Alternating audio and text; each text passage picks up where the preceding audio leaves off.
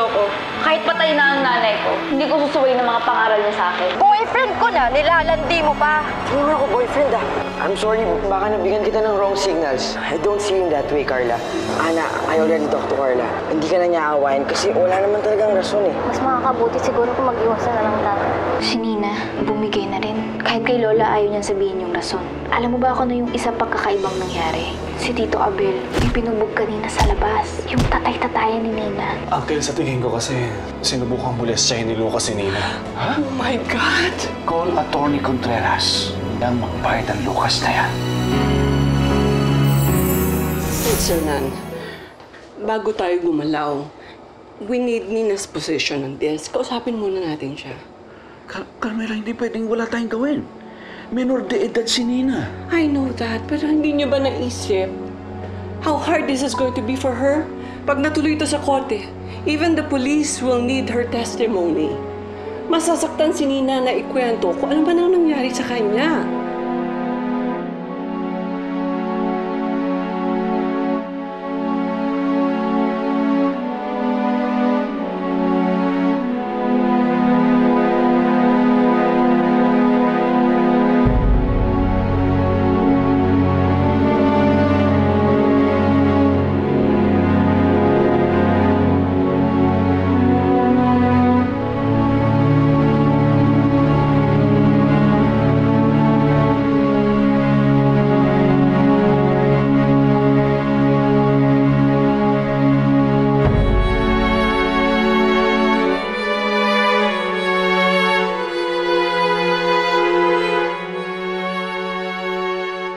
Don't you understand?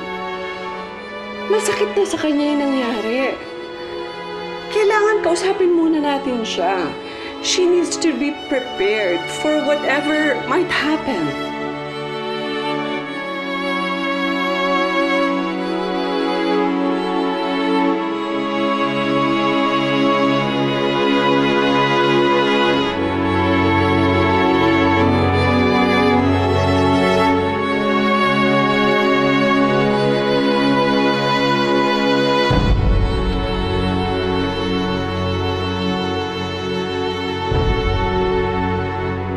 Auntie, pero kailangan muna makulong si Lucas. Paano makabalik siya sa Amerika? Abel, si Nina muna ang kailangan isipin natin, okay? Ayoko nang dagdagan pa ang pain niya. Lucas tried to force himself on her once at na-traumatize yung bata. Ayoko pati tayo pipilitin natin siya. Ayokong maging katulad tayo ni Lucas kung kailan lumalapit ang loob ng bata sa atin. Ayoko mawala yun. Don't you see? I was able to talk to my good friend. Head siya ng isang center for abused women. Ang sabi niya, most abused women, nahihiya silang magsalita, maski yung mga naharas. Kasi in the end, sila ang nasisisi sa nangyari. So they choose to shut up and just forget about what happened to them. Although I realize Nina has to really talk. Kailangan mailabas niya ito at hindi siya dapat mahiya. Kailangan mailabas niya ang katotohanan eventually. But for now, she needs our help emotionally. Kailangan suportahan muna natin siya. O ngayon, kailangan natin siyang ipakonsult sa psychiatrist para madali siyang makarecover sa trauma ito.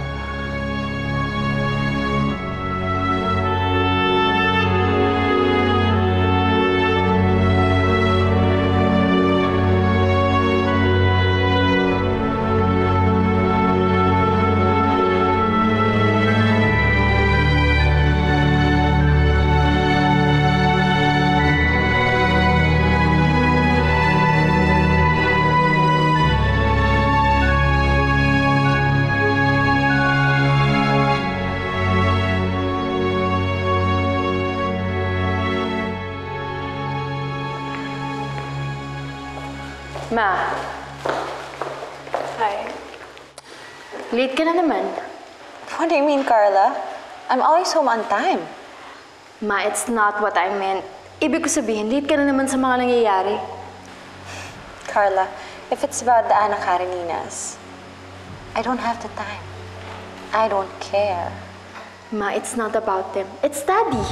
Alam mo ba nakapagsuntukan si Daddy dito kanina? What? Kanino? I don't know. Kahit si Lolo, hindi niya nga rin alam eh. Basta, he just attacked this man.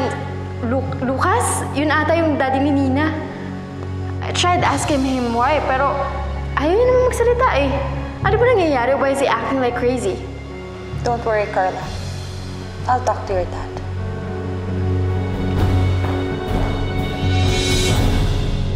Sa lalong madaling panahon, patatawagan ko yung kaibigan ko na expert sa ganitong kaso.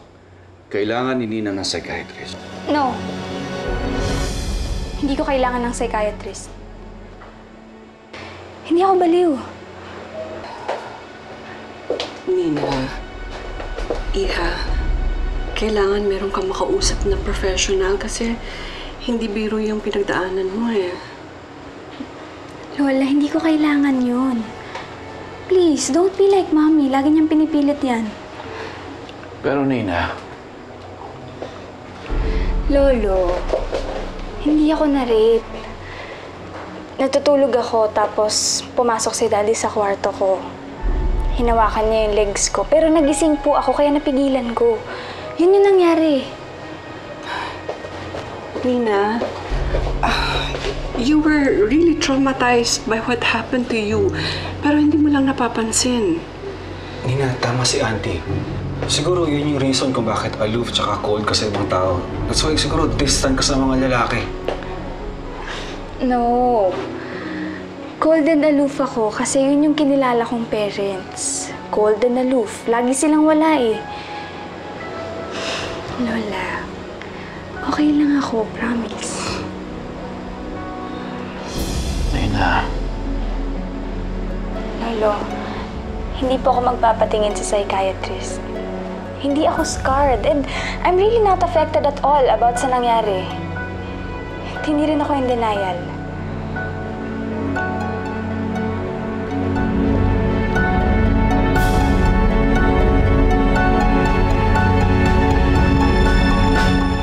Napaka-strong talaga ng karakter ng batang yon. Unlike Karen and Anna.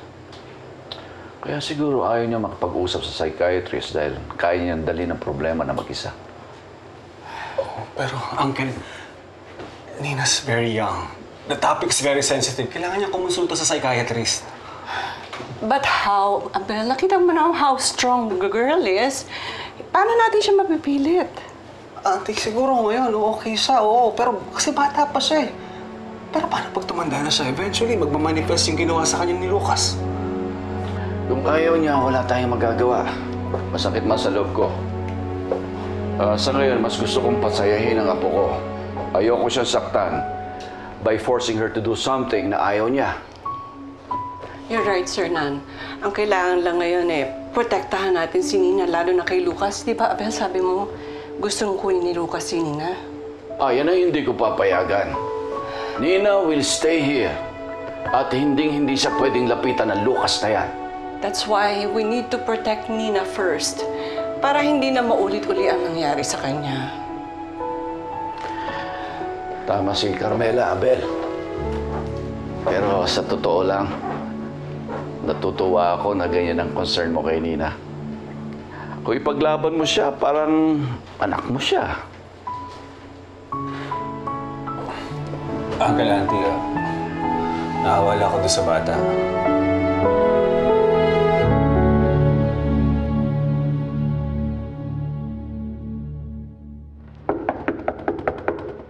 Nina? Nina, kami to ni Karen.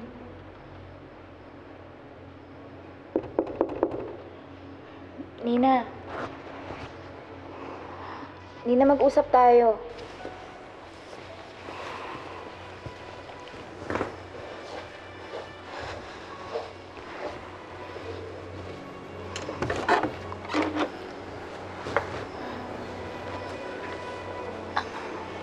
Anong problema?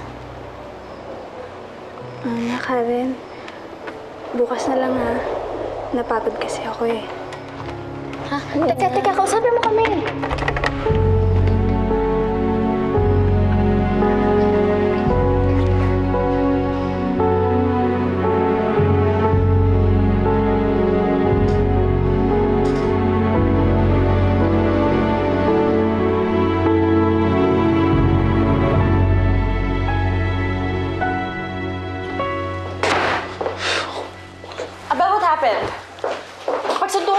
ni Nina?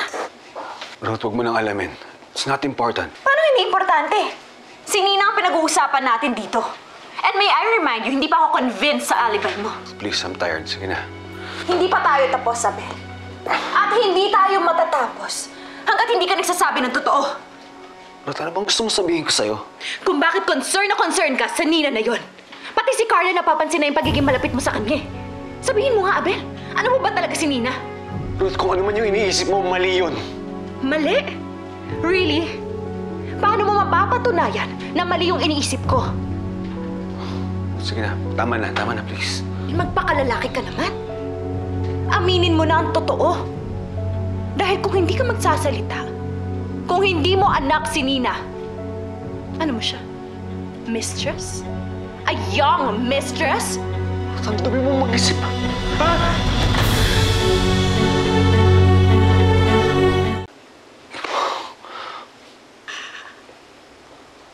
Oh my God! Sasaktan mo ako dahil lang sa batang yun? How dare you! I'm sorry, please. Huwag mo kasi ako i-provoke. Mapapatawad lang kita kung sasabihin mo ng totoo. So start explaining now! Sige na, never mind. Sa guest room na lang ako matutulog.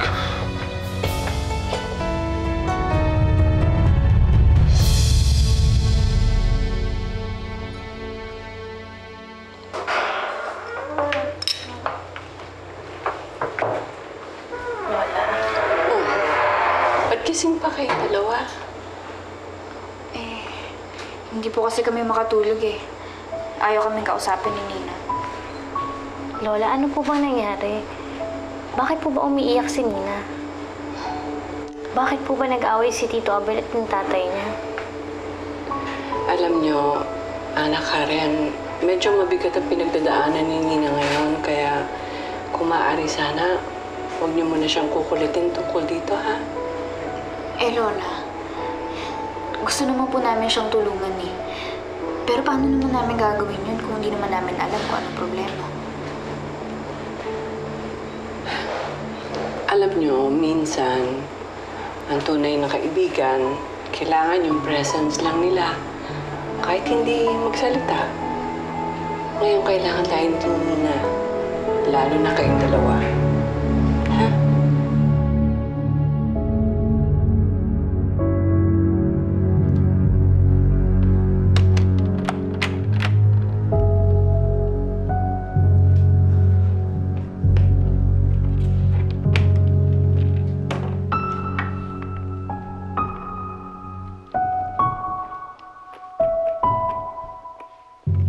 Bigla tuloy ako napaisip sa nangyari.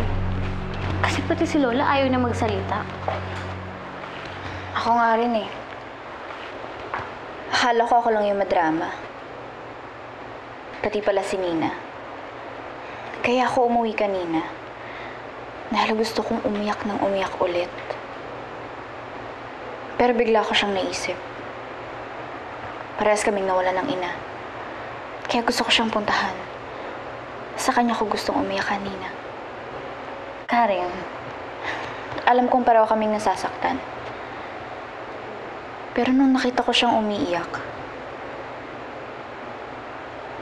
grabe, Ana. Parang mas mabigat yung dinadala niya kaysa sa akin. at nalungkot ka kasi wala kang magawa. Mismo. Biro mo, magkakaibigan tayo, di ba? Pero hindi siya makapaglabas ng sama ng loob niya sa atin. Ana, sa tingin mo ba kaibigan pa rin ng tuloy niya sa atin? Oo naman, Karen. Kaibigan ko kayo ni Ana.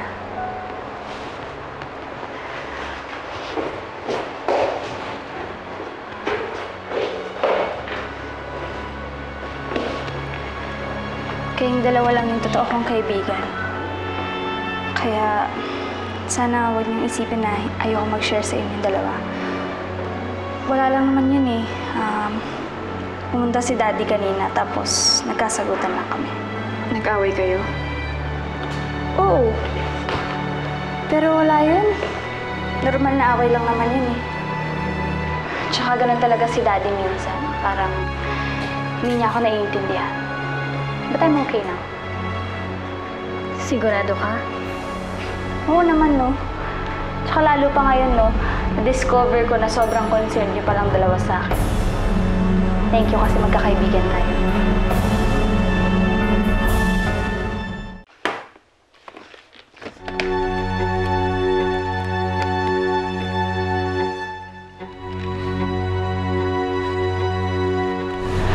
Belle, what's that?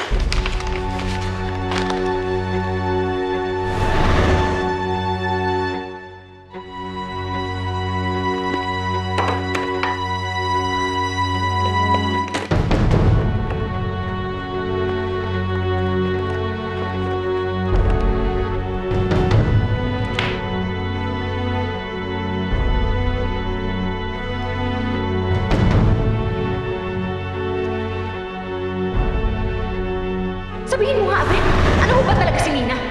Ruth, kung ano man yung iniisip mo, mali yun.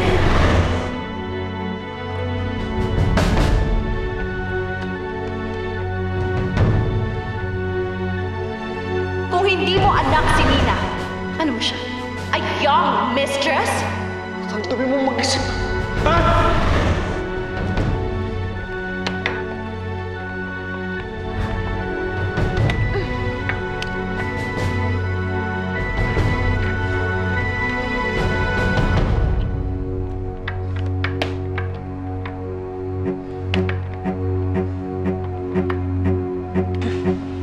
Malalaman ko na rin ang tinatago mo, Abel.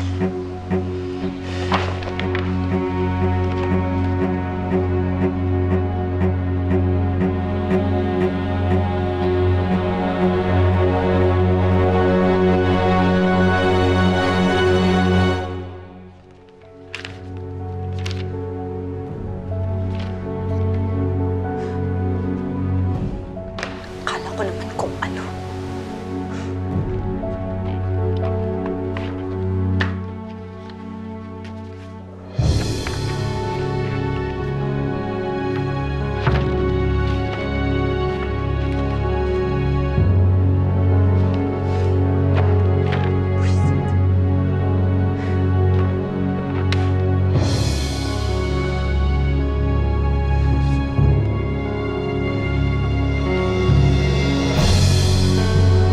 Alam ko may tinatago ka, Abel. Alam ko. Meron talagang hindi sinasabi ang si Nina. Ramdam ko. Hayaan mo na, Karen. Alam mo ang sabi sa akin ni Inay. Lahat daw ng tao may sikreto. At may dahilan kung bakit hindi nila sinasabi yun. Kaya tama si Lola Carmela. Huwag na nating ungkatin yung sikreto ni Nina. May ganun pala talagang tao, no? Kayang itago yung mga nararamdaman nila. Hindi kasi ako pinalaking ganun eh. Ang sabi ni Inay, Karen, ang sabi niya masama magkimkim. Kasi papangit ka. Madali kang tatanda. Kaya kahit kailan, hindi ko natutunang itago yung mga nararamdaman ko. alam mo, Karen, hanga talaga ako sa inyong dalawa ni Nina. Kasi ang lakas-lakas ng loob niyo. Kaysa naman ako, na palagi na lang umiiyak. Kaya pag pinanghihinaan ako ng loob, iniisip ko na lang na hindi lang naman ako yung nalulungkot. Tayong tatlo. Nasasaktan ako sa mga nangyayari sa nanay natin.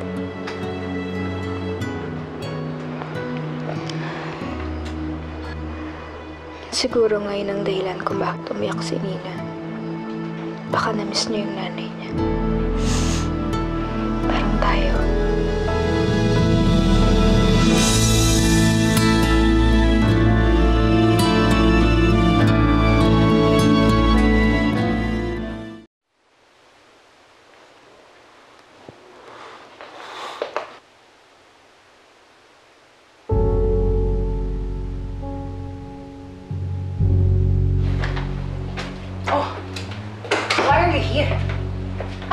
guest room ka matutulog.